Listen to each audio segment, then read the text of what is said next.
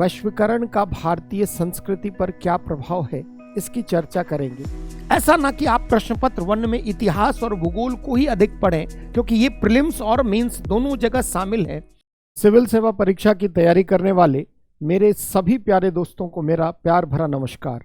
मैं गौतम आनंद यूपीएससी वाले के मंच से आप सबका स्वागत करता हूं। आज का जो हमारा सत्र है वह सामान्य अध्ययन मुख्य परीक्षा के प्रश्न पत्र 1 के अंतर्गत वर्णित टॉपिक भारतीय समाज पर आधारित है। विशेषकर आज की कक्षा में हम लोग वैश्वीकरण का भारतीय संस्कृति पर क्या प्रभाव है, इसकी चर्चा करेंगे। सबसे पहले मैं आपको अपने बारे में संक्षिप्त में बताऊं। मेरा नाम गौतम आनंद है और विगत 12-13 वर्षों से मैं सिविल सेवा परीक्षा की तैयारी करने वाले हजारों छात्रों का मार्गदर्शन करता रहा हूं। देश के विविध केंद्रों पर दिल्ली के अलावा प्रयागराज, लखनऊ, पटना, बरेली, आगरा, राजस्थान के जयपुर, जोधपुर, उदयपुर, यानी देश के मध्य प्रदेश की बात करें तो ग्वालियर, इंदौर, यानी देश के विभिन्न राज्यों में, खास करके हिंदी भाषी राज्यों में मैंने सिविल सेवा परीक्षा की तैयारी करने में हजारों छात्रों का विगत वर्षों में मार्गदर्शन किया है। आज की जो कक्षा हमारी है वह सामान्य अध्ययन प्रश्न पत्र 1 के अंतर्गत सोसाइटी खंड जो है, समाज का खंड, उसके एक पर्टिकुलर टॉपिक वैश्वीकरण का भारतीय समाज पर प्रभाव के अंतर्गत संस्कृति पर प्रभाव पर आधारित होगा। जैसा कि बच्चों आप सभी जानते हो कि जो हमारा मुख्य परीक्षा का सिलेबस है सामान्य अध्ययन प्रश्न पत्र 1, ये बात हमारी मुख्य परीक्षा की हो रही है। यानी सामान्य अध्ययन के मुख्य परीक्षा खंड में जो प्रश्न पत्र 1 सम्मिलित किया गया है, उस प्रश्न पत्र 1 को मौलिक रूप में 3 भागों में विभाजित किया गया है। पहले खंड के अंतर्गत इतिहास से संबंधित विविध पहलू को शामिल किया गया है, जबकि दूसरे प्रश्न पत्र के भाग के अंतर्गत भारतीय समाज का एक महत्वपूर्ण खंड सम्मिलित है। प्रश्न पत्र 1 के अंतिम भाग के रूप में भूगोल और भूगोल से संबंधित विविध पहलू शामिल हैं। जैसा कि आप सभी जानते हैं कि सामान्य अध्ययन प्रश्न पत्र 1 का जो भारांश है परीक्षा की दृष्टि से वह 250 मार्क्स का है और इसमें कुल 20 प्रश्न पूछे जाते हैं। यानी प्रश्नों की कुल संख्या जो है वह 20 प्रश्न पूछे जाते हैं, जिसमें से 10 क्वेश्चन जो है वह 10 मार्क्स के पूछे जाते हैं, जिसके लिए आपको 150 शब्द सीमा में अपनी उत्तर प्रस्तुत करनी होती है। जबकि 10 प्रश्न जो हैं वह 15 मार्क्स के पूछे जाते हैं, जिसके लिए आपको 250 शब्दों में उत्तर लिखना होता है। देखो बच्चों, सामान्य अध्ययन प्रश्न पत्र 1 के अंतर्गत तीनों ही खंड आपके एग्जाम की दृष्टि से महत्वपूर्ण है, परंतु हम तैयारी करते वक्त कुछ सामान्य सी बातों का ध्यान नहीं रखते।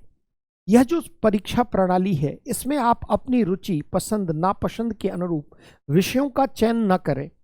आपको जीएस के चारों पेपर का समग्र अध्ययन करना है। किसी भी विषय को अपने अकादमिक पृष्ठभूमि के अनुरूप अधिक तवज्जो न दें, अधिक वरीयता न दें। मेरे कहने का मतलब है कि आप किसी भी विषय को आवश्यकता से अधिक न पढ़ें और किसी भी विषय की विषयगत उपेक्षा आप न करें, क्योंकि यह रणनीति आपको कई बार मुख्य परीक्षा के स्तर पर बेहतर अंक प्रदर्शन कर पाने में बाधक सिद्ध होती है। बच्चों, हम इस परीक्षा को अगर क्रैक करना चाहते हैं तो हमें एक अच्छा एग्जामिनी बनना होगा, न कि एक अच्छा विद्यार्थी। एक अच्छा विद्यार्थी और एक अच्छा परीक्षार्थी के बीच में मौलिक अंतर है। एक अच्छा परीक्षार्थी जो है उसे भले अपनी विषय वस्तु का बहुत गहराई में ज्ञान न हो, लेकिन उसे इतना अवश्य पता होता है कि प्रश्न कहां से आएंगे और उत्तर में क्या लिखा जाए, जिससे कि बेहतर अंक वह प्राप्त कर पाए। इसलिए बच्चों, सिविल सेवा परीक्षा की जो पहली रिक्वायरमेंट है वह है कि आपको अच्छे स्टूडेंट नहीं बनकर एक अच्छा एग्जामिनी बनना है। यानी एग्जाम ओरिएंटेड आपको स्टडी अपनी रखनी है, नंबर 1। नंबर 2, किसी भी जीएस के खंड की आप उपेक्षा ना करें। समग्र जीएस के पहलुओं का अध्ययन करें। जितना आप पढ़ें उससे अधिक आप आंसर राइटिंग स्किल को इंप्रूव करने का प्रयास करें। प्रीवियस ईयर के प्रश्न पत्रों का बारंबार आप अवलोकन करें ताकि वह आपको मार्ग दिखाए कि प्रश्नों की नेचर क्या है, किन खंडों से अधिक प्रश्न आ रहे हैं, ये सब कुछ मूल बातें हैं। आज की जो हमारी परिचर्चा है वह मुख्यतः प्रश्न पत्र 1 के इसी भारतीय समाज के एक पर्टिकुलर टॉपिक वैश्वीकरण का भारतीय समाज पर प्रभाव, और उसमें हम समाज के एक प्रमुख पक्ष संस्कृति पर प्रभाव की चर्चा करेंगे। अगर बात करूं मैं एग्जाम के पार्ट पर, तो इस खंड से लगातार प्रश्नों की संख्या कम से कम 5 और अधिकतम 7 प्रश्न विगत वर्षों में यहां से रही है। यानी इस भारतीय समाज खंड से 5 से 7 सवालों का ट्रेंड बना हुआ है। मतलब आपके 250 नंबर का अगर 20 सवाल है तो उसमें से 5 मिनिमम और अधिकतम 7 प्रश्न आपको समाज और समाज से जुड़े विभिन्न पहलू जो सिलेबस में शामिल है वहीं से पूछे जाते रहे हैं। तो बच्चों, अपनी तैयारी के वक्त ऐसा ना कि आप प्रश्न पत्र 1 में इतिहास और भूगोल को ही अधिक पढ़ें, क्योंकि ये प्रीलिम्स और मेंस दोनों जगह शामिल है, और आप भारतीय समाज खंड की उपेक्षा करें। यह रणनीति आपके लिए घातक सिद्ध होती है। तो भारतीय समाज का एक महत्वपूर्ण टॉपिक है जिसके बारे में आज की कक्षा में हम लोग चर्चा करने जा रहे हैं। क्या है हमारा टॉपिक? तो टॉपिक लिखा है सिलेबस के अंतर्गत भारतीय समाज पर वैश्वीकरण या भूमंडलीकरण, वैश्वीकरण/भूमंडलीकरण का प्रभाव, the effect of globalisation on Indian society, यानी भारतीय समाज पर भूमंडलीकरण का प्रभाव। देखो बच्चों, किसी भी विषय को पढ़ने से पूर्व सबसे जरूरी यह है कि उस विषय के संदर्भ का आप ध्यान रखें। जो हमारे सिलेबस में टॉपिक शामिल किया गया है भूमंडलीकरण, या जिसको हम ग्लोबलाइजेशन कहते हैं, बेसिकली भूमंडलीकरण की अवधारणा आप कई जगह पढ़ते हैं। यानी ये जो टॉपिक है ग्लोबलाइजेशन, इसको आप इकोनॉमिक्स में भी पढ़ते हैं, अंतर्राष्ट्रीय संबंधों में भी, खास करके अंतर्राष्ट्रीय अर्थव्यवस्था के क्रम में आप पढ़ते हैं, आर्थिक भूगोल की अवधारणाओं के क्रम में भी आप पढ़ते हैं। यानी यह सिलेबस के विभिन्न पहलुओं में किसी न किसी रूप में यह शामिल है। परंतु यदि हम भारतीय समाज के संदर्भ में अगर हम भूमंडलीकरण पढ़ें तो हमारा संदर्भ क्या होना चाहिए, कॉन्टेक्स्ट क्या होना चाहिए। हम वैश्वीकरण को एक आर्थिक प्रघटना के रूप में न देखकर एक सामाजिक सांस्कृतिक मूल्य परिवर्तन की प्रक्रिया के रूप में यहां समझने का प्रयास करेंगे। यानी भूमंडलीकरण का भारतीय समाज पर क्या प्रभाव है, इस बारे में हम चर्चा करेंगे। अब अगर बात है भारतीय समाज पर प्रभाव, तो समाज के विविध पहलू हैं। कुछ समाज के संरचनात्मक पहलू हैं और कुछ समाज के संस्थागत पहलू हैं। यानी जब हम भूमंडलीकरण का भारतीय समाज पर प्रभाव पढ़ते हैं तो समाज को निर्मित करने वाली कुछ संरचनात्मक इकाई है। जैसे हम बात करें महिलाओं की, जो हमारे समाज के निर्माण में एक मुख्य घटक है, हम बात करें किसानों की, हम बात करें जनजातियों की, हम बात करें मध्यम वर्ग की, युवाओं की, वृद्धों की, ये सब भारतीय समाज की संरचना को बनाने वाले प्रमुख घटक हैं। तो यदि हमें सिलेबस में दिया गया है कि भूमंडलीकरण का प्रभाव, तो समाज और समाज से जुड़े विविध पक्षों, पहलुओं पर उसका क्या प्रभाव है। समाज की संरचना के विविध पक्ष है, चाहे महिला हो, किसान हो, जनजातियां हो, मध्यम वर्ग हो, निम्न वर्ग हो, युवा हो, वृद्ध हो, इन सब पर क्या प्रभाव पड़ा है ये आपको पढ़ना है। और समाज को निर्माण करने वाले विभिन्न संस्थागत संरचना, जैसे हम कह सकते हैं समाज की प्रमुख संस्था क्या है, जैसे जाति व्यवस्था पर क्या प्रभाव है, जैसे संस्कृति पर इसका क्या प्रभाव है, जैसे बाजार व्यवस्था पर इसका क्या प्रभाव है, जैसे राजनीतिक प्रणाली पर इसका क्या प्रभाव है, जैसे विवाह और परिवार जैसी संस्थाएं जो समाज की मौलिक संस्थाएं हैं, उन पर इसका क्या प्रभाव है। अब देखिए, प्रत्येक वर्ष कम से कम एक सवाल और अधिकतम 2 सवाल भारतीय समाज के अंतर्गत सिर्फ और सिर्फ इसी टॉपिक से पूछे गए हैं। यानी एग्जामिनेशन पॉइंट ऑफ व्यू से यह टॉपिक अति महत्वपूर्ण खंड में शामिल है। और यह सिर्फ मुख्य परीक्षा की दृष्टि से ही महत्वपूर्ण नहीं है, बल्कि निबंध में भी कई बार भूमंडलीकरण का भारतीय समाज, संस्कृति, युवाओं पर प्रभाव, इन सब से निबंध पूछे गए हैं। इवन साक्षात्कार के लेवल पे भी, पर्सनालिटी टेस्ट में भी impact of globalisation on Indian culture, youth, religion, इन सब पर प्रभाव पूछता है। यानी भारतीय समाज की संस्थाएं जो हैं, जैसे मान लो अगर धर्म है, जाति है, संस्कृति है, बाजार, इन सब पर क्या प्रभाव, आपको समग्र रूप में पढ़ना है। अब देखो बच्चों, पढ़ते वक्त हम भूमंडलीकरण को पहले अवधारणा के रूप में आज की कक्षा में जानने का प्रयास करेंगे कि आखिर भूमंडलीकरण है क्या, किसे हम भूमंडलीकरण कहते हैं।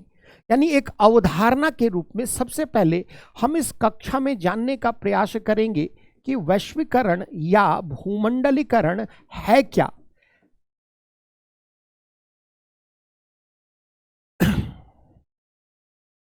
विगत 2-3 दशकों से यदि आप भारतीय समाज पर गौर करें तो आप पाएंगे कि भारतीय समाज एक क्रमिक परिवर्तन व विकास की प्रक्रियाओं से गुजर रहा है। समाज की विभिन्न संस्थागत संरचनाएं, समाज के विभिन्न पहलू में व्यापक परिवर्तन व बदलाव देखा जा रहा है। यही जो बदलाव और परिवर्तन है, इसी को व्यक्त करने वाली एक प्रघटना के रूप में, एक प्रक्रिया के रूप में, सामाजिक सांस्कृतिक मूल्य परिवर्तन की प्रक्रिया के रूप में हम भूमंडलीकरण को जानते हैं। यानी दुनिया के विभिन्न राष्ट्रों और समाजों के मध्य जो अंतःक्रिया का दायरा बढ़ा है, जो परस्पर एकता, संबद्धता, परस्पर निर्भरता रूपी जो संकल्पना देखी जा रही है, उसी को व्यक्त करने वाली अवधारणा भूमंडलीकरण कहलाती है। यानी भूमंडलीकरण अगर हम कहें तो दुनिया के विभिन्न राष्ट्रों या समाजों के मध्य परस्पर निर्भरता, एक जुड़ाव या अंतर संबद्धता, एकीकरण, सामंजस्य, इसकी प्रक्रिया का नाम है। यानी भूमंडलीकरण विश्व के विभिन्न समाजों, राष्ट्रों के मध्य सामाजिक, सांस्कृतिक, आर्थिक, राजनीतिक क्षेत्र में होने वाले परिवर्तन या होने वाले जुड़ाव का सूचक शब्द है। एक ऐसी प्रक्रिया है जहां राष्ट्र अपनी भौगोलिक सीमा, सरहद के बावजूद एक दूसरे के निकट आ गए, और ऐसी स्थिति में एक राष्ट्र में होने वाला कोई भी परिवर्तन दुनिया के कई राष्ट्रों को प्रभावित कर रहा है। यानी भूमंडलीकरण सामाजिक, सांस्कृतिक, आर्थिक, राजनीतिक गतिशीलता व संपर्क की एक प्रक्रिया है, जिसके अंतर्गत दुनिया के विभिन्न देश अपनी अपनी भौगोलिक दूरी के बावजूद सूचना, संचार एवं यातायात के त्वरित साधनों की मदद से इतने निकट आ गए हैं कि पूरी विश्व व्यवस्था सिकुड़ गई है, जिसको हम कहते हैं श्रिंकिंग वर्ल्ड कंसेप्ट।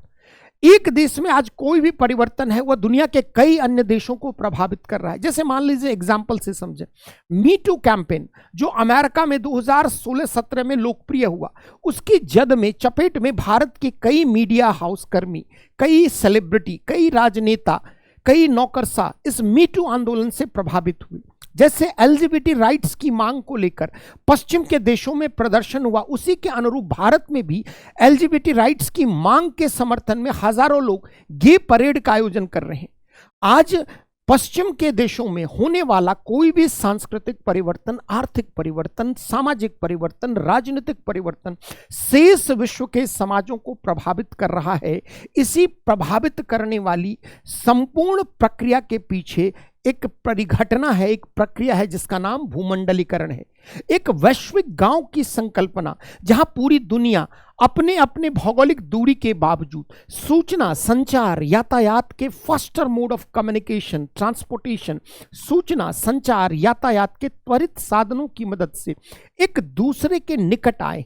मानो संपूर्ण विश्व जो है वह सिकुड़ता जा रहा है। इसी को व्यक्त करने वाली परिकल्पना, संकल्पना भूमंडलीकरण कहलाती है। यानी भूमंडलीकरण विश्व के विभिन्न समाजों, राष्ट्रों के मध्य परस्पर निर्भरता, जुड़ाव, अंतःसंबद्धता, जिसको आप इंग्लिश में कहते हैं इंटरकनेक्टेडनेस, एकीकरण, इंटीग्रेशन या सामंजस्य की एक प्रक्रिया है जिसके तहत पूरी विश्व व्यवस्था एक दूसरे से जुड़ती चली जा रही। एक संकल्पना के रूप में मूलतः हम भूमंडलीकरण को एक आर्थिक अवधारणा अधिक मानते हैं, यानी भूमंडलीकरण मूलतः एक आर्थिक प्रक्रिया मानी जाती है। इसकी एक आर्थिक परिभाषा है।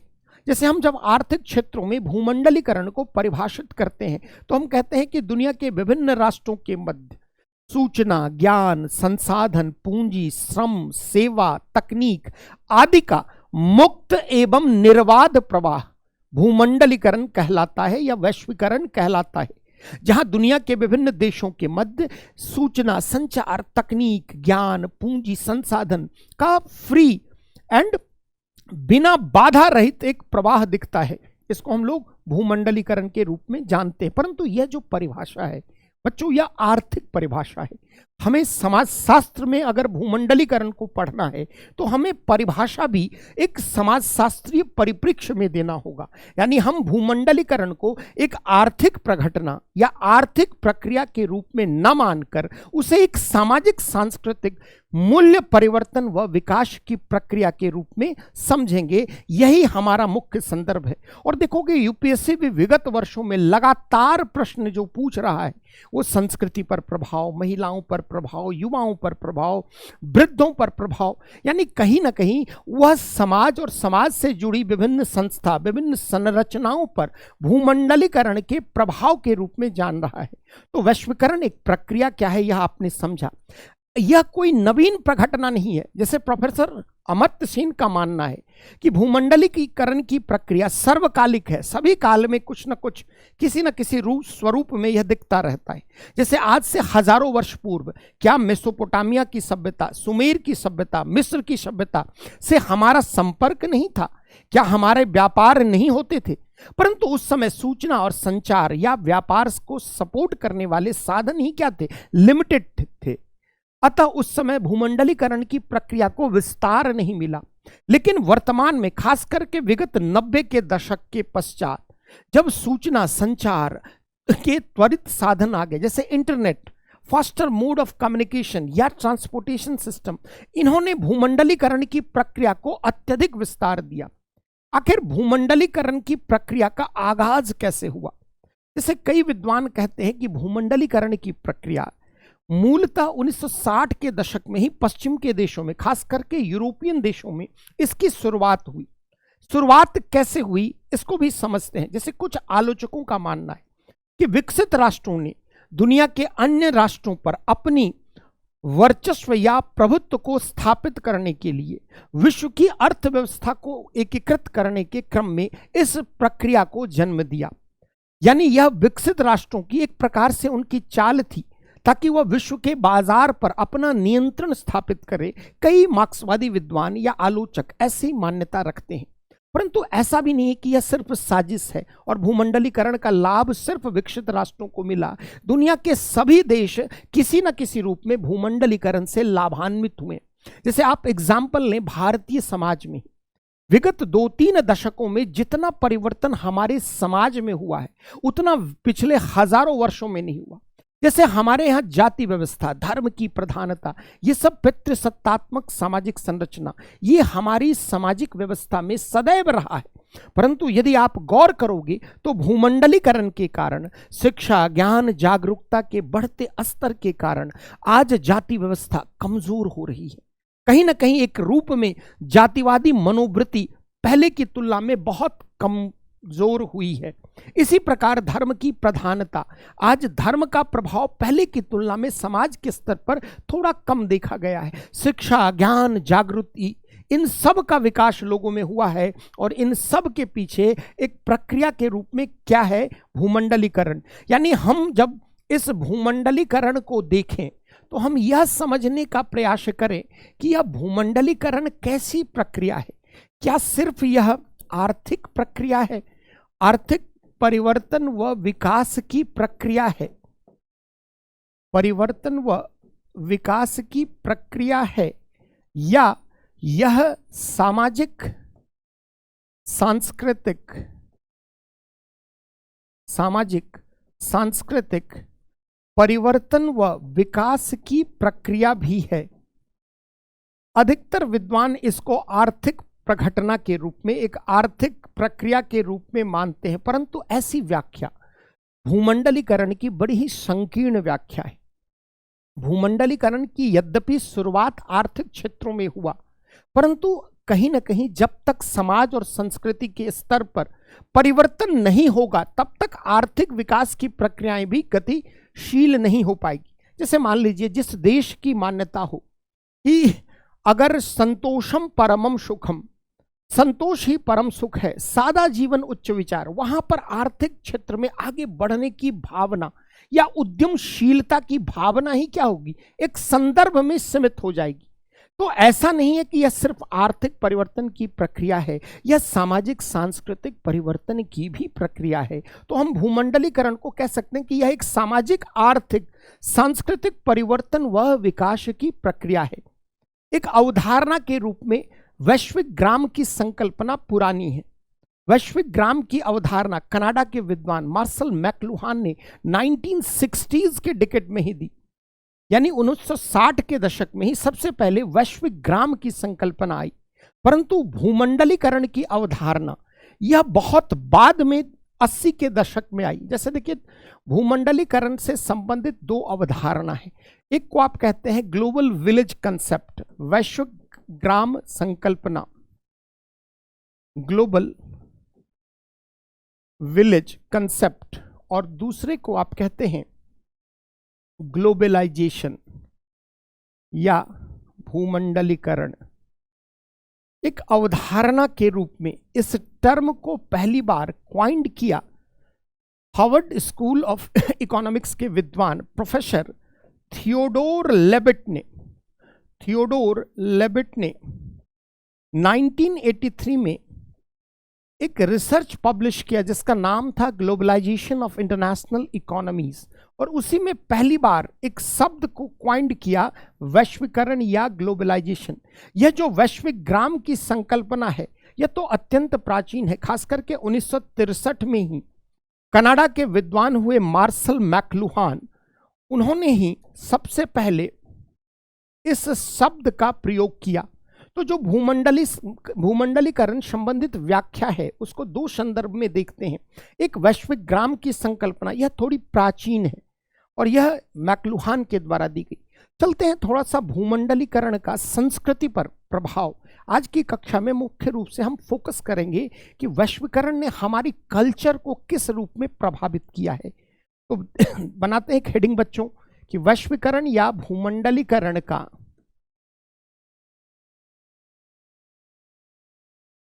संस्कृति, खास करके भारतीय, ओवरऑल पहले संस्कृति पर देख लेते हैं।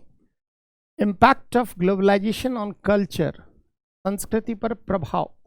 यदि आप यूपीएससी के विगत वर्षों को प्रश्नों को देखोगे तो आप पाओगे कि लगातार संस्कृति पर प्रभाव से, खास करके कल्चरल होमोजेनाइजेशन, खास करके कल्चरल डोमिनेंस, इसको लेकर सवाल लगातार बने हैं। जैसे एक प्रश्न यूपीएससी में पूछा कि क्या हम वैश्विक पहचान के लिए अपनी स्थानीय पहचान को खोते जा रहे हैं। एक प्रश्न पूछा कि क्या वैश्वीकरण सांस्कृतिक सामांगीकरण की प्रक्रिया को, एक प्रोसेस ऑफ कल्चरल होमोजेनाइजेशन को यह प्रमोट करता है, या इसको काउंटर करने के लिए इंडिया में कल्चरल जो एक संदर्भ में एक नई अवधारणा दिखी है जहां पर राइज ऑफ, कह सकते हैं आप, राइट विंग, एक तरह से जो दक्षिणपंथी विचारधारा है इसका उभार हुआ है। संस्कृति के क्षेत्र में भी दक्षिणपंथी विचारधारा जिसे अपनी संस्कृति पर अभिमान है, इस कॉन्टेक्स्ट में सवाल बने। तो पहले संस्कृति पर क्या प्रभाव पड़ा है, इससे पहले हम संस्कृति के विविध स्वरूप क्या हैं उसको समझने का प्रयास करते हैं। तो सांस्कृतिक वैश्वीकरण के विविध स्वरूप आप देख सकते हो। एक को हम कह सकते हैं सांस्कृतिक साम्राज्यवाद। वैश्वीकरण के दौर में कल्चरल इंपीरियलिज्म, साम्राज्यवाद, या आप इसको कह सकते हैं एक नए प्रघटना के रूप में न्यू कॉलोनियलिज्म, नव उपनिवेशवाद, जैसे सांस्कृतिक वैश्वीकरण, कल्चरल ग्लोबलाइजेशन के विविध स्वरूप आप समझें, एक एक करके सबकी चर्चा हम लोग करेंगे। पहला जो है वह है कल्चरल इंपीरियलिज्म, सांस्कृतिक साम्राज्यवाद।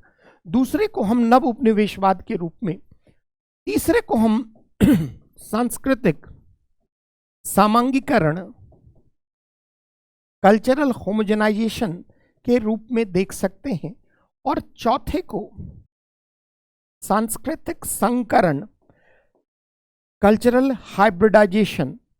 जैसे आज वैश्वीकरण के दौर में जो सांस्कृतिक वैश्वीकरण है, संस्कृति के क्षेत्र में जो वैश्वीकरण की प्रक्रिया देखी जा रही है, उसको बच्चों आप समझने का प्रयास करें। सबसे पहले आपको एक सांस्कृतिक साम्राज्यवाद का दौर दिखेगा, जहां विकसित देश अपनी संस्कृति, अपनी प्रथा, अपनी परंपरा को संपूर्ण विश्व के स्तर पर थोपने की कोशिश कर रहे हैं। आज विकसित राष्ट्रों की संस्कृतियां, प्रथा, परंपरा, व्यवहार के तौर तरीके, खान पान की शैली, इन सब को पूरे विश्व में एक वर्ल्ड वाइड स्टैंडर्ड सिस्टम के रूप में पोर्ट्रे किया जा रहा है।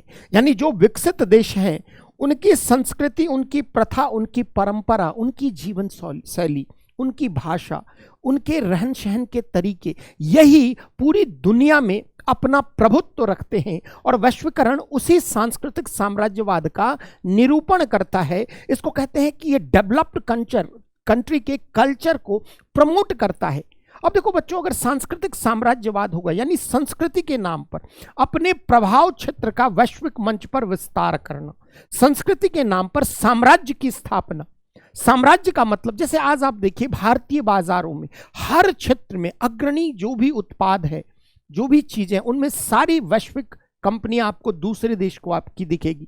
मोबाइल फोन में आप देख लें, आईफोन या मैक या अन्य जो है कंप्यूटर के क्षेत्र में आप देख लें, जितनी भी अमेरिकन फर्म है वही है। जूता बनाने में नाइकी, प्यूमा, रिबॉक, हर क्षेत्र में आज वैश्विक मंच पर प्रभुत्वशाली संस्कृति या प्रभुत्वशाली जो है कंपनियां हैं, वो किसी अन्य देश के हैं। तो संस्कृति के नाम पर जो उनकी प्रथा, परंपरा, संस्कृति, जीवन शैली, वस्त्र, परिधान जो भी हैं, आज उन्हीं को वैश्विक मंच पर थोपा जा रहा है। संस्कृति के नाम पर नव उपनिवेशवाद, यानी एक प्रकार से हम उपनिवेश के रूप में तब्दील हो गए, जहां हमारी अपनी प्रथा, अपनी परंपरा, अपने उत्पाद हमारे लिए गौण हैं, और बाहरी उत्पादों पर हमारी निर्भरता और विश्वसनीयता इतनी बड़ी है कि एक प्रकार से यह नव उपनिवेशवाद या छद्म उपनिवेशवाद का दौर है, जहां हम विकसित देशों के उत्पादों को अपने बाजार में प्रश्रय दे रहे हैं। सांस्कृतिक सामांगीकरण, सबसे बड़ी बात क्या है कि जैसे हम भारतीय संस्कृति की बात करें, तो भारतीय संस्कृति एक विविधता मूलक संस्कृति रही है। पिछले हजारों वर्षों से एक ज्ञात सभ्यता के रूप में अगर हमारा अस्तित्व बना रहा है, तो उसके पीछे संस्कृति की निर्णायक भूमिका रही है। हमारी संस्कृति की जड़ें बहुत गहरी व विशाल है। कौन नहीं आया, शक, हूण, कुषाण, मुगल, तुर्क, अंग्रेज, कौन नहीं हमारे देश को विजित करने के उद्देश्य से आया, परंतु हमारी संस्कृति की जड़ें इतनी गहरी व विशाल रही, उसमें इतनी अनुकूलनशीलता, सामंजस्य, फ्लेक्सिबिलिटी रही है, वह इतनी अधिक विशाल है कि वह इस प्रकार के झंझावातों को सह पाने में सक्षम है। जैसे आप कहते हो ना कि कुछ तो है कि मिटती नहीं हस्ती हमारी, कुछ तो है कि हस्ती मिटती नहीं हमारी। आखिर वह क्या है? हमारी अपनी संस्कृति। तो भारत कल तक वैश्वीकरण के आने से पूर्व अपनी सांस्कृतिक विशिष्टताओं के लिए, अपनी सांस्कृतिक धरोहरों के लिए विश्व के स्तर पर जाना जाता था, परंतु आज वैश्वीकरण के दौर में सूचना एवं संचार के त्वरित साधनों की मदद से आज हमारी संस्कृति, प्रथा, परंपरा को कहीं ना कहीं प्रभावित करने की कोशिश की जा रही है। जैसे संस्कृति से संबंधित विविध पहलू है, जैसे मान लीजिए भाषा संस्कृति का ही एक स्वरूप है। आज वैश्वीकरण के दौर में अंग्रेजी भाषा का बढ़ता हुआ कद कई भारतीय भाषाओं के अस्तित्व को समाप्त कर रहा है। आपको अंग्रेजी नहीं आती है, 4 लाइन टूटी फूटी आप इंग्लिश किसी चौराहे पर बोल दें, लोग आपको विद्वान घोषित कर देंगे। यानी कहीं ना कहीं अपनी भारतीय भाषाओं के प्रति सम्मान की भावना कमी है, और जो दूसरे देश की भाषा है उसका प्रभुत्व बढ़ा है। तो भाषा के क्षेत्र में ये देखिए, सांस्कृतिक सामांगीकरण एक प्रक्रिया है जहां विकसित देशों की संस्कृति के अनुरूप हमारी सांस्कृतिक विशिष्टताएं क्या है, वह सिमटती जा रही है। कल तक भाषाई विविधता थी, कहीं पर कन्नड़, कहीं पर तेलुगु, कहीं पर मलयालम, कहीं पर बांग्ला, ये हमारी भारतीय मिट्टी, हमारी संस्कृति की खूबसूरती थी। परंतु आज देखिए, कश्मीर से लेकर कन्याकुमारी, द्वारका से लेकर अरुणाचल तक सिर्फ और सिर्फ अंग्रेजी का बढ़ता हुआ कद, ये बताता है कि कहीं ना कहीं हम एक औपनिवेशिक मानसिकता के चंगुल से बाहर नहीं निकल पाए। और वैश्वीकरण कर क्या रहा है? एक भाषाई वर्चस्व को हम पर आरोपित कर रहा है, अंग्रेजी का बढ़ता कद। जैसे परिधानों के क्रम में कहीं भारत के वस्त्र जो हैं अलग अलग क्षेत्रों के अलग अलग रहे, कहीं धोती कुर्ता, कहीं कुर्ता पाजामा, कहीं अंग वस्त्रम, कहीं बांस के वस्त्र, कहीं लुंगी। ये हमारी वस्त्रों परिधानों के क्रम में भी विविधता थी। लेकिन आज अगर आप गौर करें तो पूरे देश में परिधानों में भी आपको वैश्विक छाप दिखाई पड़ेगी। पूरे देश के परिधानों का जिन्सीकरण कर दिया गया। जिन्स आज कश्मीर से लेकर कन्याकुमारी हर क्षेत्र में, चाहे मर्द हो, चाहे औरत हो, चाहे बच्चे हो, बूढ़े हो, हर कोई जींस पहन रहा है। हम अपनी परंपरागत वस्त्र, अपनी परंपरागत जो हमारी संस्कृति का पार्ट रहा है, उसको भूलते जा रहे हैं। पिज्जा बर्गर की संस्कृति हावी हो रही है और हमारे अपने भारतीय व्यंजन आपको मिलेंगे नहीं। चौकीमॉन, पॉकीमॉन, मैगी, नूडल्स, तमाम ये चीजें वो आ गई है जो न सिर्फ स्वास्थ्य की दृष्टि से नुकसानदायक है, बल्कि हमारी सांस्कृतिक जो व्यंजन की विविधता है उसको सीमितता कर रही है। ये हमारी संस्कृति का सामांगीकरण है। जैसे आज आप देखिए खान पान के क्षेत्र में, उत्सव के त्योहार क्षेत्र में भी आप देख सकते हो, कहीं पोंगल, कहीं पर ओणम, कहीं बैसाखी। आज पूरे देश में त्योहारों के स्तर पर भी विविधता है, कहीं दिवाली, कहीं होली, कहीं दशहरा। परंतु आज अगर आपसे कोई पूछा जाए कि पूरे देश का एक कोई त्योहार, तो आप क्या कहेंगे? Valentine day, happy new year. हर त्योहार के आगे हैप्पी लग गया है, उस त्योहार का एसेंस खत्म हो गया, औपचारिकताएं रह गई। वैश्वीकरण यही कर रहा है, हमारी संस्कृति को समरूप कर रहा है, इन विकसित देशों की संस्कृति के अनुरूप बना रहा है। इनकी संस्कृति में विविधता नहीं है। क्यों नहीं विविधता है? क्योंकि इनका संस्कृति का विकास सीमित संदर्भों में हुआ है। आज आपको संस्कृति के क्षेत्र में समरूपता दिखे। जो अमेरिका की संस्कृति है, वहां के खान पान, वहां के वस्त्र, वहां के तौर तरीके, आज भारत में भी वही दिखेंगे। यही सांस्कृतिक समरूपता है और सांस्कृतिक वैश्वीकरण इसी को प्रमोट कर रहा है। एक है सांस्कृतिक संकरण। इसको दो स्वरूपों में देख सकते हैं। सकारात्मक स्वरूप में आप इसे कह सकते हो बहुसंस्कृतिवाद, जहां बहुत सारी संस्कृतियां एक दूसरे से निकट आई है। तो यह अच्छी बात है कि सांस्कृतिक श्रेष्ठता निम्नता की भावना नहीं है, सभी संस्कृतियों को एक समान नजर से देखा जा रहा है। परंतु इसका एक नकारात्मक स्वरूप भी आप देख सकते हैं, सांस्कृतिक संकरण, हाइब्रिडाइजेशन। जब बहुत सारी संस्कृतियां एक दूसरे से घुल मिल जाए तो सांस्कृतिक संश्लेषण की प्रक्रिया इतनी बढ़ जाती है कि किसी भी संस्कृति की पृथक पहचान को बता पाना अपने आप में कठिन है। यानी संस्कृति, जैसे आप समझें कि ये सभ्यता संस्कृतियों का गलन पात्र है, जिसमें किसी भी एक संस्कृति की मौलिक विशिष्टता क्या है यह बता पाना बहुत ही कठिन है। और वैश्वीकरण वास्तव में संस्कृति के क्षेत्र में ये तमाम प्रभावों को उत्पन्न कर रहा है। ये सांस्कृतिक वैश्वीकरण के विविध स्वरूप हैं। थोड़ा सा पॉइंट फॉर्म में भी हम जानने का प्रयास करते हैं कि आखिर संस्कृति पर क्या प्रभाव है, यानी वैश्वीकरण का संस्कृति पर क्या प्रभाव है। तो इसको कुछ बिंदुवार भी हम समझते हैं कि वैश्वीकरण का संस्कृति पर प्रभाव, इसको हम सकारात्मक संदर्भ में भी देख सकते हैं। यानी एक प्रकार से इसे हम सकारात्मक प्रभाव के रूप में भी कुछ पॉइंट के रूप में जान सकते हैं और कुछ इसके नकारात्मक प्रभाव के रूप में भी हम इसे देख सकते हैं। नकारात्मक प्रभाव, चलते हैं बच्चों एक एक करके। पहले पॉजिटिव इंपैक्ट क्या है ग्लोबलाइजेशन का, सकारात्मक प्रभाव। तो पहला आप कह सकते हो कि वैश्वीकरण के दौर में सूचना और संचार के त्वरित साधनों ने स्थानीय संस्कृति को एक वैश्विक पहुंच दी है। जैसे कई ऐसे idea song related national show हैं जहां पर कई छोटे छोटे स्थानों के कलाकार एक वैश्विक मंच तक लोकप्रिय। स्थानीय संस्कृति कल तक जो किसी क्षेत्र विशेष की थी, आज उसको एक वैश्विक मंच मिल रहा है, उसकी वैश्विक पहुंच में बढ़ोतरी हुई है। तो पहला हम सकारात्मक प्रभाव में क्या कह सकते हैं कि स्थानीय संस्कृति की वैश्विक पहुंच में बढ़ोतरी, एक ग्लोबल रीच बढ़ा है, में वृद्धि। दूसरा हम कह सकते हैं कि संस्कृति संबंधित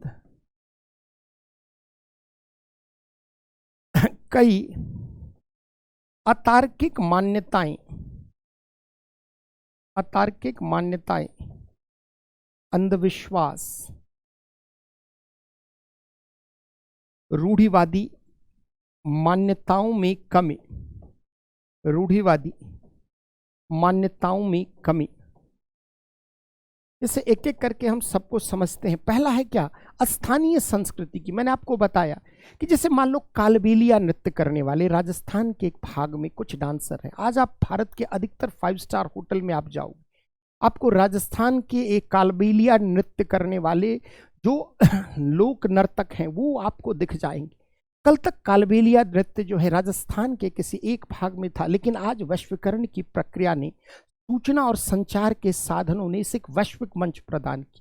करवा चौथ का त्योहार जो दिल्ली और पंजाब के क्षेत्र में पंजाबी समाज में लोकप्रिय था, आज आप देखिए फिल्म ने, मीडिया ने, वेब सीरीज ने, सैटेलाइट टीवी ने इस करवा चौथ के त्योहार को पैन इंडिया तो छोड़ दें, पूरे वर्ल्ड वाइड लोकप्रिय बनाया है। यह स्थानीय संस्कृति की एक वैश्विक पहुंच को परिलक्षित करता है। संस्कृति संबंधित कई अतार्किक मान्यताएं, अंधविश्वास आदि में कमी आई। जैसे मान लीजिए बाल विवाह, पर्दा प्रथा, स्त्री अशिक्षा, ये हमारी संस्कृति में रहे हैं, परंतु आज वैश्वीकरण के कारण हमारी सोच प्रगतिशील हुई है। कल तक जो रूढ़िवादी सोच थी, कल तक जो पैट्रियार्कल माइंडसेट था, ये सब चेंज हुआ है और संस्कृति के कई अतार्किक मान्यताएं, कई अंधविश्वास परक पहलू, आज उनमें एक संदर्भ में रोक लगा है, विराम लगा है। तो ये संस्कृति के प्रभाव है। सांस्कृतिक पर्यटन को बढ़ावा, आज वैश्वीकरण कर क्या रहा है? एक कल्चरल टूरिज्म को प्रमोट कर रहा है, सांस्कृतिक पर्यटन को बढ़ावा। वैश्विक मंच पर भारत को एक आध्यात्मिक व सांस्कृतिक ब्रांड के रूप में मान्यता, ब्रांड के रूप में पहचान। जैसे आज आप देखिए भारतीय प्रधानमंत्री कहीं जाते हैं, वो भारतीयों को संबोधित करते हैं तो भारतीय वस्त्र परंपरा, तिलक लगाना, रुद्राक्ष धारण करना, लाल धागा बांधना, पगड़ी बांधना। आज वैश्विक मंच पर हम वैश्वीकरण के दौर में इंडिया को एज अ ग्लोबल ब्रांड, किससे रिलेटेड? आध्यात्मिकता से, स्पिरिचुअलिज्म में या सांस्कृतिक विशिष्टता के क्षेत्र में भारत को एक ब्रांड के रूप में हम तब्दील कर रहे हैं और वैश्वीकरण इसके लिए एक प्रभावी मंच दे रहा है। तो संस्कृति के क्षेत्र में ये सब क्या है? सकारात्मक परिवर्तन है। चलते हैं कुछ नकारात्मक प्रभाव की भी बात करते हैं कि संस्कृति पर क्या नकारात्मक प्रभाव पड़ा है। इसको भी 2-4 बिंदुओं में समझते हैं कि वैश्वीकरण का संस्कृति पर नकारात्मक प्रभाव। उसमें पहला भी आपको मैंने डिटेल समझाया कि जो भारतीय सांस्कृतिक विविधता के स्थान पर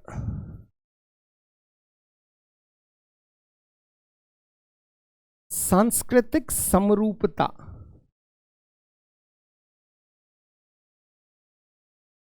की घटना में वृद्धि, इसे हम विभिन्न बिंदुओं में समझ सकते हैं। जैसे भाषा के स्तर पर विविधता थी, आज अंग्रेजी का बढ़ता हुआ कद। जैसे हम वस्त्र के स्तर पर या परिधान के स्तर पर परिधान संबंधित विशिष्टता थी, लेकिन आज जीन्स का बढ़ता हुआ प्रचलन। इसी प्रकार त्योहार उत्सव में हर क्षेत्र के अपने त्योहार थे, लेकिन Valentine day, happy new year, happy father's day, mother's day, ये सब कहाँ से आ गए? पश्चिम से। वैलेंटाइन डे आदि का प्रचलन। इसी प्रकार खान पान, व्यंजन में हम कहते हैं मैकडोनाल्डाइजेशन ऑफ इंडियन कल्चर, भारतीय जो व्यंजन प्रणाली है उसका मैकडोनाल्डीकरण या अमेरिकनाइजेशन किया जा रहा है। पिज्जा बर्गर की संस्कृति, ये सबवे, KFC, मैकडी, ये सब हर जगह, खास करके महानगरों में, बड़े बड़े नगरों में हर जगह अवेलेबल है। पिज्जा बर्गर की संस्कृति हमारे स्थानीय व्यंजन को बाधित कर रही है। वो सिर्फ हमारी संस्कृति के स्वरूप नहीं थे, उससे लोगों को रोजगार मिलता था, वह सांस्कृतिक विविधता के विविध स्वरूप थे।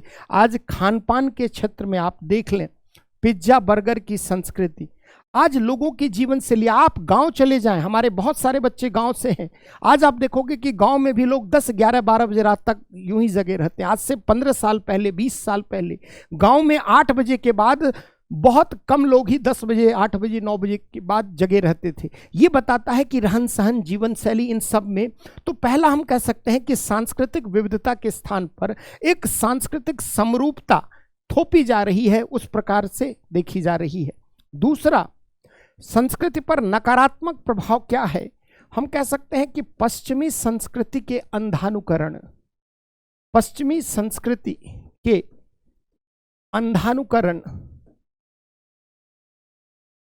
अंधानुकरण की प्रवृत्ति में वृद्धि। आज आप देखिए, भारतीय संस्कृति को छोड़कर लोग पाश्चात्य संस्कृति, वेशभूषा, खान पान, इन सब को अडॉप्ट कर रहे हैं। ठीक है, आप पश्चिमी संस्कृति की अगर कुछ अच्छाइयां हैं तो उसे आत्मसात करें, परंतु आप अपनी संस्कृति, प्रथा, अपनी जड़ों से न कटें। आज युवाओं में पश्चिमी संस्कृति का इतना क्रेज है कि वह धीरे धीरे अपनी संस्कृति, अपनी प्रथा, अपनी परंपरा से कटते जा रहे हैं। हम अपनी आने वाले नस्लों को क्या अपनी सांस्कृतिक धरोहर विरासत में देंगे यदि हम खुद पाश्चात्य संस्कृति से इतने अधिक प्रभावित होंगे? तो एक पाश्चात्य संस्कृति या पश्चिमी संस्कृति के अंधानुकरण की प्रवृत्ति क्या है, हाल के वर्षों में खास करके वैश्वीकरण के दौर में बढ़ी है। कुछ नकारात्मक प्रवृत्ति भी आपको दिखेगी, जैसे दक्षिणपंथी विचारधारा का प्रसार, दक्षिणपंथी विचारधारा का प्रसार। जैसे मान लीजिए, अगर वैश्वीकरण के कारण सभी सांस्कृतिक दृष्टिकोण से एकीकृत हो जाएंगे, सभी संस्कृतियां एक दूसरे के निकट आ जाएंगी, तो वैसी स्थिति में किसी भी संस्कृति की पृथक पहचान क्या है, वो बनी नहीं रहेगी। कल तक वैश्वीकरण जब आर्थिक क्षेत्रों में हस्तक्षेप कर रहा था, समाज के बड़े लोगों को कोई चिंता नहीं थी, लेकिन आज समाज का एक बड़ा तबका है जिसे अपनी प्रथा, परंपरा, संस्कृति को वैश्वीकरण के कारण एक खतरा महसूस होता है, और ऐसी स्थिति में एक उग्र दक्षिणपंथी विचारधारा का जन्म समाज के स्तर पर है और एक प्रकार से समाज में टकराहट की स्थिति बनी है। जैसे दक्षिणपंथ क्या, एक ऐसी विचारधारा जो अपनी प्रथा, परंपरा, संस्कृति, धर्म आदि मसले को लेकर अधिक संवेदनशील होता है, जो इसमें परिवर्तन को स्वीकारता नहीं। आज वैश्वीकरण के कारण जीवन के हर क्षेत्र में परिवर्तन हो रहा है, तो धर्म, प्रथा, परंपरा, संस्कृति भी इससे अछूती नहीं रहेगी। और ऐसी स्थिति में कुछ लोगों को लगता है कि आइडेंटिटी क्राइसिस, उनकी पहचान ही क्या हो जाएगी, नष्ट हो जाएगी। अतः अपनी पहचान को लेकर वो अधिक संवेदनशील हैं और दक्षिणपंथी विचारधारा का आपको प्रसार दिखेगा। ये सब वैश्वीकरण का संस्कृति के क्षेत्र में नकारात्मक प्रभाव है। दूसरा, हम क्या कह सकते हैं कि व्यक्तिवादी, उपभोक्तावादी, भौतिकवादी संस्कृति का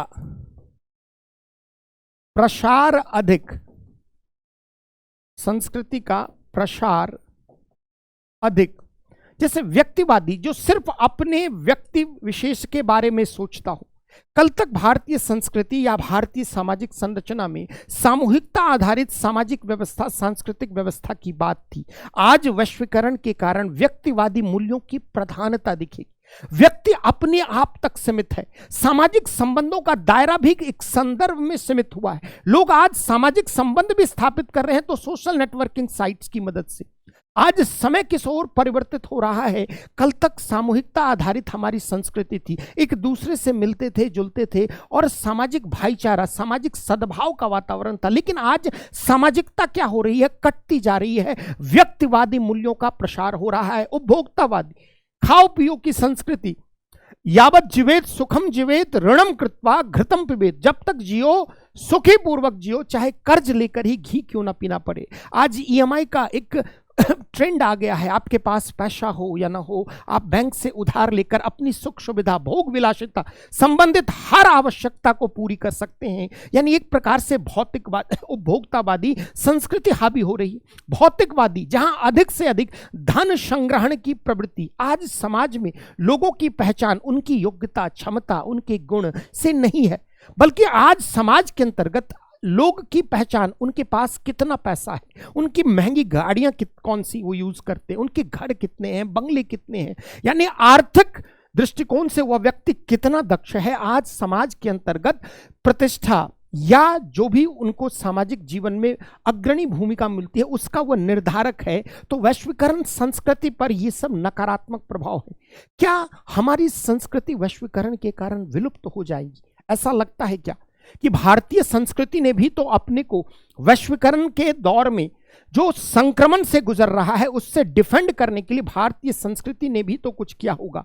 जैसे हमने भी कुछ अभिनव प्रयोग किए हैं, जैसे भाषा में हिंदी के घटते हुई साख के स्थान पर इंग्लिश, जिसमें हम हिंदी और अंग्रेजी दोनों के मिश्रण से, जैसे इंडी पॉप म्यूजिक जहां पर क्लासिकल म्यूजिक भी है और पॉप का भी वर्जन है, एक तरह से फ्यूजन म्यूजिक का कॉन्सेप्ट, जैसे स्थानीय लोक कला, नृत्य, इन सब को प्रमोट किया जाना। तो भारतीय संस्कृति भी ऐसा नहीं है कि वह वैश्वीकरण के कारण अपने अस्तित्व को ही विलुप्त कर देगा। मैंने आपको पहले ही कहा बच्चों कि हमारी संस्कृति की जड़ें क्या है, बहुत ही गहरी व विशाल है। वह इन छोटे मोटे झंझावातों से प्रभावित होने वाली नहीं है। अपने अपने दौर में सभी महाशक्तियां, सभी साम्राज्य शक्तिशाली थे। आज वैश्वीकरण के दौर में कुछ मुट्ठी भर विकसित राष्ट्रों ने अंतर्राष्ट्रीय मंच पर अपनी भूमिका को प्रोत्साहित किया है। तो ऐसा नहीं कि भारतीय संस्कृति वैश्वीकरण के प्रभाव से नष्ट हो जाएगी, ऐसा भी नहीं है। ठीक है, थोड़े बहुत परिवर्तन होंगे। जैसे संस्कृति के स्तर पर दो पार्ट हैं संस्कृति के, एक संस्कृति का आंतरिक पहलू है और एक संस्कृति का बाह्य पहलू है। ये जो संस्कृति का आंतरिक पक्ष है इसमें अधिक परिवर्तन नहीं है। जैसे वसुधैव कुटुंबकम, बड़ों के प्रति सम्मान, परोपकार, दया, प्रेम, करुणा, ये हमारी संस्कृति का मूल मंत्र है। कहीं ना कहीं धर्म की प्रधानता, बड़ों के प्रति सम्मान की भावना, सामूहिकता पर आधारित, ये भारतीय संस्कृति का अंतर आत्मा है। और इस पक्ष में वैश्वीकरण ने बहुत बड़ा परिवर्तन नहीं किया है। संस्कृति के बाह्य स्वरूप में अवश्य परिवर्तन हुए। हो सकता है कि हमारी भाषा, वस्त्र, परिधान, जीवन जीने का तरीका बदल जाए, लेकिन जो भारतीय संस्कृति है, जो हमारे जेहन में मौजूद भारतीयपन है, वो वैश्वीकरण के कारण ऐसा नहीं है कि विलुप्त हो जाएगा। आज दिन भर आप कितनी फर्राटेदार इंग्लिश बोलते रहे, लेकिन घर आकर आप अपनी मातृभाषा में ही आप बात करते हैं। जब भी आप अपने लोगों से मिलते हैं, का हो, का हलवा, दिन भर चाहे इंग्लिश बोलते रहें, लेकिन घर आते ही आपकी मौलिक जो मातृभाषा है वही आपके मुख से निकलती है। कितना भी पिज्जा, बर्गर, चाउमीन ये सब खा लें, लेकिन भूख आपकी, क्षुधा जो है वो मिटती है रोटी सब्जी खाने से ही, चावल दाल खाने से ही। यही भारतीय संस्कृति की विशालता है। और हमारी संस्कृति वैश्वीकरण जैसी प्रक्रियाओं से थोड़ी बहुत प्रभावित अवश्य होगी, परिवर्तन होता रहता है, परंतु ऐसा नहीं कि हमारी संस्कृति की मौलिकता ही खत्म हो जाएगी। अगर ऐसा होता तो हजारों वर्षों से हमारा अस्तित्व इस वसुधा पर अब तक बनाना रहता। कहीं ना कहीं हमारी संस्कृति की जड़ें बहुत गहरी है, वह उसमें प्राचीनता है, स्थायित्व है, उसमें सामंजस्य का गुण है, लचीलापन है, वह बहुत कठोर नहीं है, वह एक प्रकार से किसी भी चीज के साथ सामंजस्य को आतुर है, सामंजस्य बिठा सकती है। तो उम्मीद करता हूं कि वैश्वीकरण क्या है एक प्रघटना के रूप में आज आपने समझा। हम डिटेल चर्चा कर रहे थे कि वैश्वीकरण एक प्रक्रिया के रूप में है, तो हमने जाना कि वैश्वीकरण सिर्फ आर्थिक परिवर्तन व विकास की प्रक्रिया नहीं है, बल्कि वह सामाजिक परिवर्तन व विकास की प्रक्रिया है। फिर हमने वैश्वीकरण का प्रभाव क्या है संक्षेप में उसको संस्कृति के संदर्भ में जानने का प्रयास किया। उम्मीद करता हूं जब हम लोग यूपीएससी के बैच में मिले तो नए ऊर्जा के साथ और डिटेल एक्सप्लेनेशन के साथ इसको और अच्छे ढंग से किया जा सकता है। क्योंकि बच्चों यकीन माने आप, पिछले 7-8 वर्षों में 2013 में चेंज हुआ सिलेबस और सोसाइटी का खंड ऐड किया गया, तब से लेकर अब तक शायद ही कोई वर्ष होगा जिस साल वैश्वीकरण से कोई ना कोई एक सवाल ना आया हो। तो उम्मीद करता हूं कि आज की जो कक्षा है उसमें संक्षेप में आप इसको समझ पाए होंगे। इसकी डिटेल एनालिसिस हम लोग कक्षा के दौरान डिटेल में करेंगे। उम्मीद करता हूं कि आपको यह कक्षा पसंद आई होगी। धन्यवाद। मैं गौतम आनंद आपसे विदा लेता हूं। बहुत बहुत धन्यवाद।